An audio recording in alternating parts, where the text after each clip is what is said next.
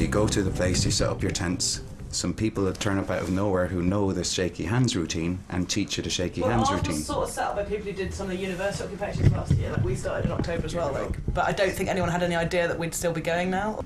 Occupy has its process of doing things, and it's these consensus meetings. When did you come across realising that then? As soon as you arrived? Yeah, well no, like within the first week kind of thing, like yeah. So this is their process. This is it, the Delphi Technique. And after a while did it come to be apparent that there's a way that the thing is organised, and there's some organisers actually who keep it going and who teach people how to communicate in it. It's changing who's actually organising on the ground. Yes. Yeah. This is what we're all finding as well. Does everybody give the permission? These people speak this. Is empty get in for the hey? There are some people travelling around this planet who are training people in countries all over the world how to hold these revolutions that are democratic new democracy revolutions. And what we're experiencing on the ground inside in this thing is that it's basically a government that's pushing a new age agenda. If you want to make a point, you know, if you want to say something to the group, you want to offer something, you stick your hand in the air like this, and I'll do my best. People behind me just talk me or whatever. I'll do my best to try to make sure everyone gets a chance to speak and they're brief and all of that. Before we start, can we have a change of facilitators? Someone random. Why are people on trial here? Because it seems this is one of the grievances I've got, is the way the process is set up. This man is a fine man. It doesn't actually, I don't think it's working. People are still arguing, people are still breaking said rules that are being set up by this process. And the thing is, it seems to be the same facilitators. I think it should be. harmony tonight then. One now. I'm quite happy that someone else will. Okay, demonstrate for Mark being the facilitator.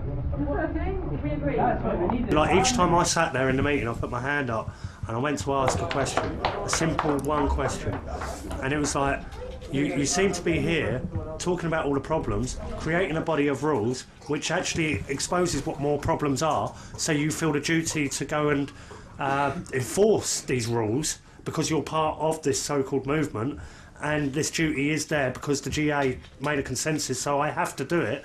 And it comes to the situation where part of the legal team come down with a CO2 gas canister and put out a little flame on a candle in front of 8 people sitting there in a circle. It's like, that's disgusting behaviour from somebody who's on this invisible hierarchy. And he's grabbed hold of the fire extinguisher and sprayed it whilst everyone's sitting there, and it's just like, you're mental, mate. You shouldn't be allowed to do that, and that is like a seriously violent action.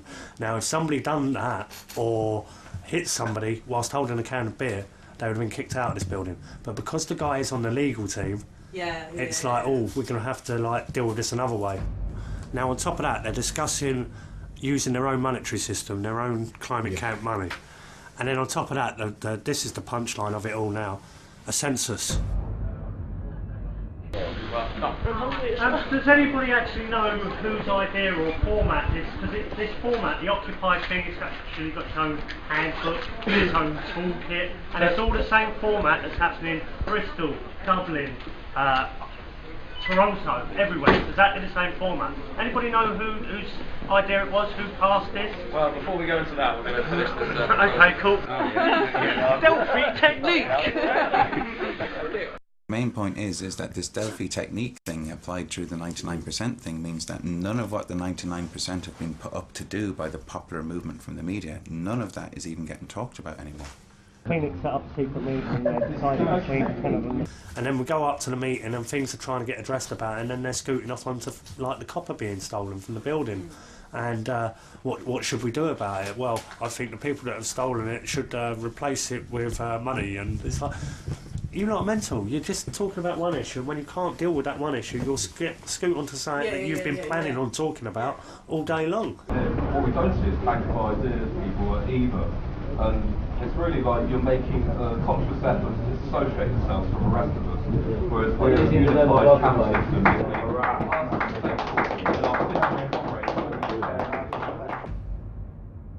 That is a caretaker's coordinated floor.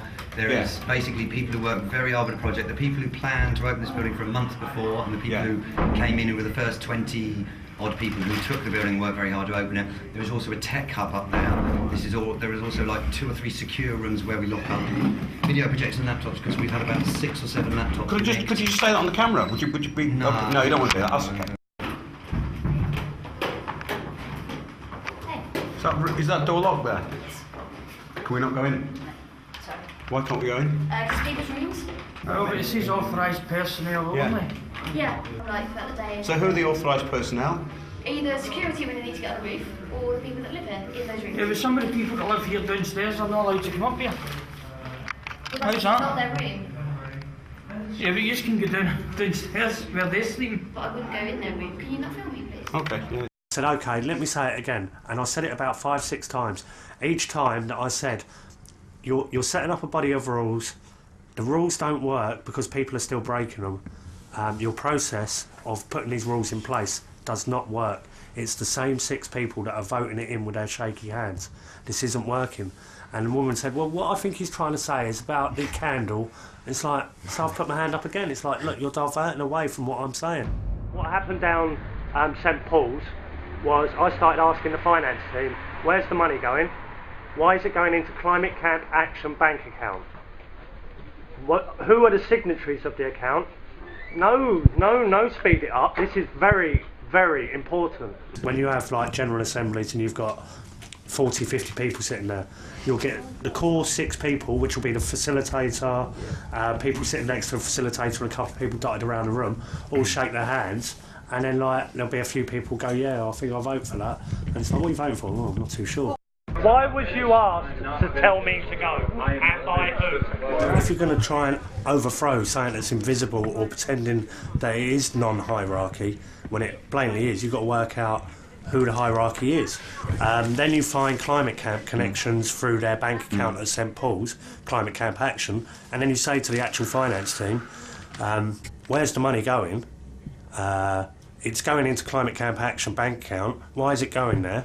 Oh, because the General Assembly decided this. So that's the people from Starbucks that actually vote stuff in, and then like they clear off home. So they're voting in what's actually happening when all these bank accounts have been set up like 3 years ago. I've written a letter to Camp, St Paul's, handed it in, asked him for information. I've got no response. I did speak to the guy you directed me to speak to about the Camp's finances. Well, I've already spoken to about the Camp's finances and didn't tell me anything. The camp is the camp and the organisation is behaving a bit like the very institutions that it's complaining about. Exactly. And finances are a very, very important thing because whoever's controlling those finances controls a lot. Exactly. So please be open about your finances. Somebody needs to sort that out, really. That's your point. Okay.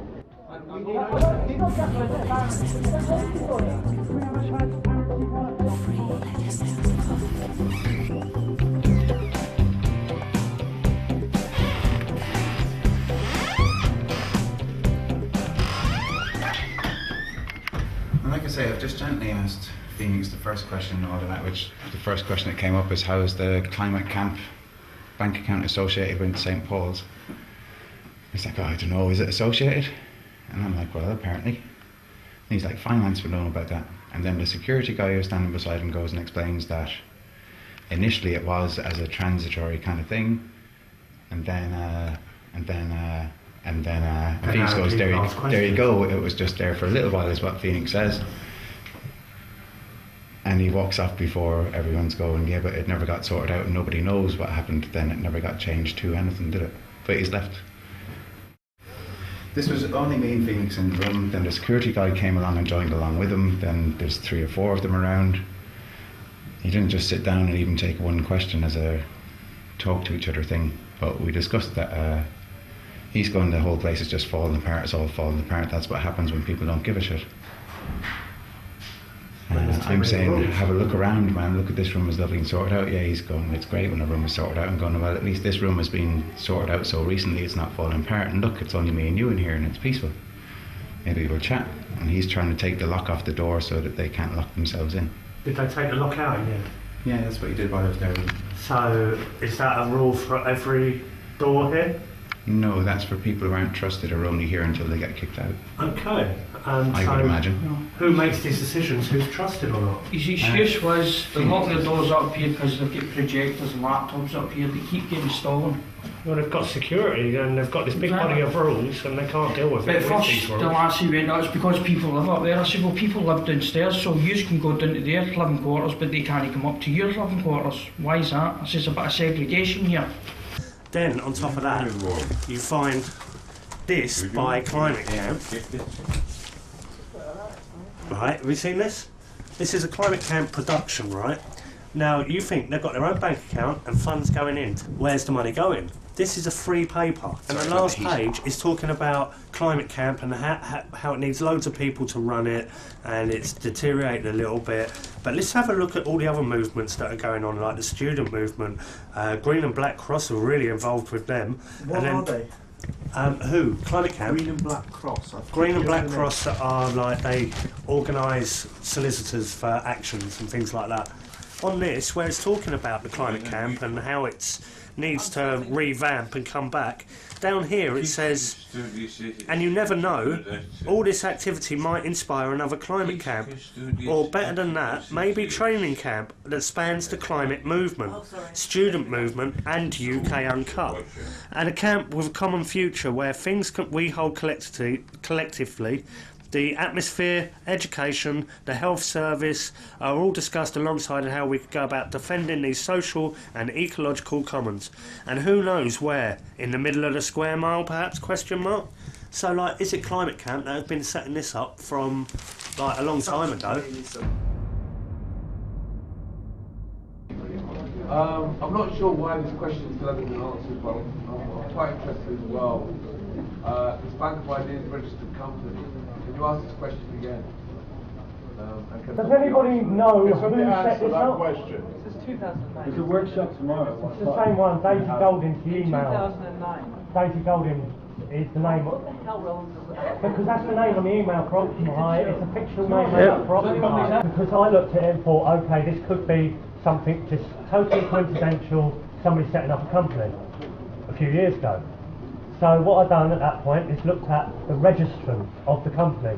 One was Beth something, and the other one was Daisy Golding. And you were one of the guys that I said Daisy Golding, and you said that was a fictional name made up for the Occupy movement. So how do you know that? Well, because... She's the... Yeah, please. Well, because the events that we were setting up for the Bank of Ideas, speakers and all of that coming in, when I was brought into the Bank of Ideas, the emails that were being sent to speakers to inquire whether they wanted to speak, and subsequently the replies they were sending back, they were under the name Daisy Golding. Okay, yeah. So whose idea was that? What? Whose idea was that? 'Cause that's the registrant on the company. That was people who were doing the events that was about. Who? They're the guys that have registered this. One was a lady called Una. I don't know her surname, and I don't know the other person. I know the other person, and I can ask them for you. Please do.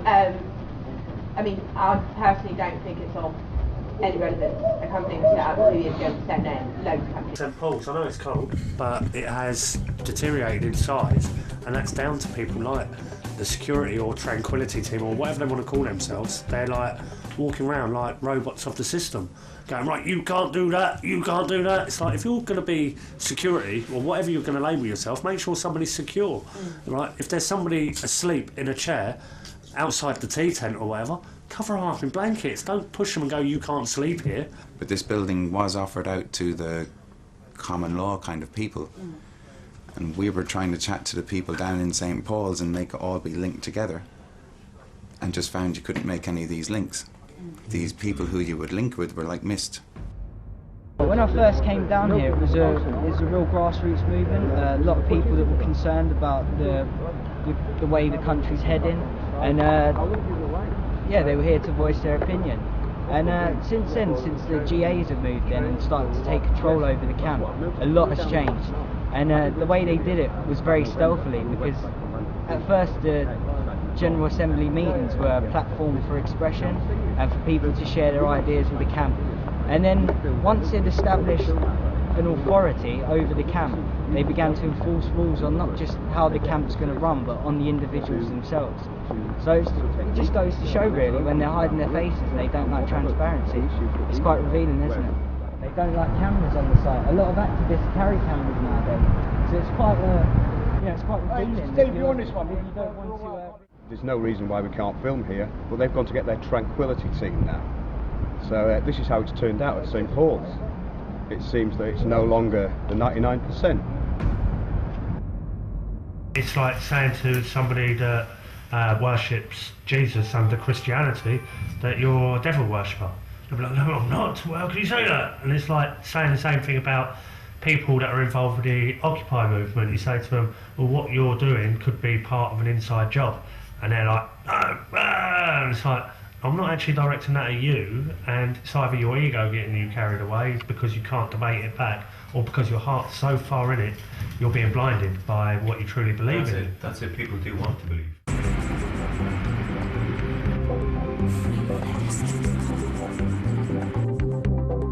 Free